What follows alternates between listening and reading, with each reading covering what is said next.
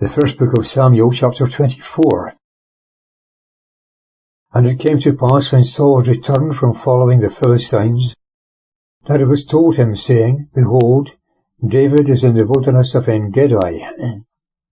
And Saul took 3,000 men, chosen out of all Israel, and went to seek David and his men upon the rocks of the wild goats. And he came to the sheepfolds by the way, where was a cave.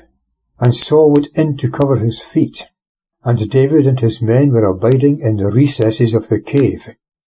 And David's men said to him, Behold the day of which Jehovah said to thee, Behold, I will give thine enemy into thy hand, that thou mayest do to him as it shall seem good to thee.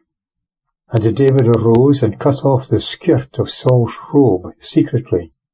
And it came to pass afterwards that David's heart smote him, because he had cut off Saul's skirt.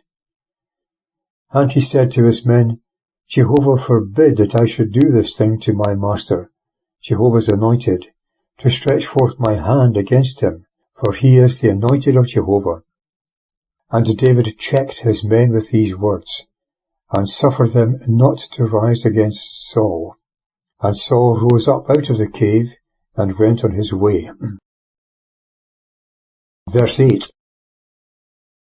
David also arose afterwards, and went out of the cave, and cried after Saul, saying, My lord the king. And when Saul looked behind him, David bowed with his face to the earth, and did obeisance. And David said to Saul, Why dost thou listen to words of men, saying, Behold, David seeks thy heart? Behold, this day thine eyes have seen how that Jehovah had given thee this day into my hand in the cave, and they bade me kill thee. But mine eyes spared thee, and I said, I will not put forth my hand against my Lord, for he is the anointed of Jehovah.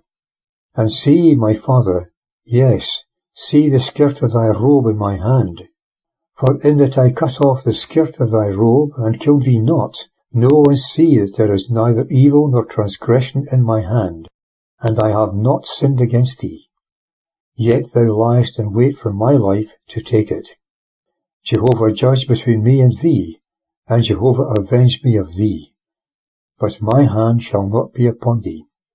As saith the proverb of the ancients, Wickedness proceedeth from the wicked, but my hand shall not be upon thee. After whom is the king of Israel come out? After whom dost thou pursue? After a dead dog? After a single flea?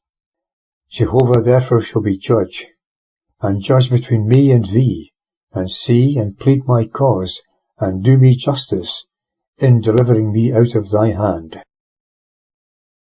Verse 16. And as soon as David had ended speaking these words to Saul, Saul said, Is this thy voice, my son David? And Saul lifted up his voice and wept. And he said to David, Thou art more righteous than I, for thou hast rewarded me good, whereas I have rewarded thee evil. And thou hast showed this day how that thou hast dealt well with me, forasmuch as when Jehovah had delivered me up into thy hand, thou didst not kill me. For if a man find his enemy, will he let him go well away? Wherefore Jehovah reward thee good, for that thou hast done to me this day. And now, behold, I know that thou shalt certainly be king, and that the kingdom of Israel shall be established in thy hand.